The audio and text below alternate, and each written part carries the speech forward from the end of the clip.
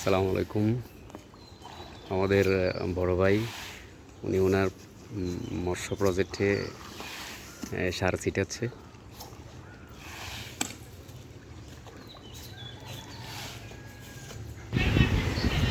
মৎস্য খামারে সার ছিটানোর কারণ হচ্ছে যখন পানি নষ্ট হয়ে যায় তখন পানি পরিষ্কার করার জন্য তখন সার ছিটানো হয়ে থাকে, এতে পানি পরিষ্কার হয়।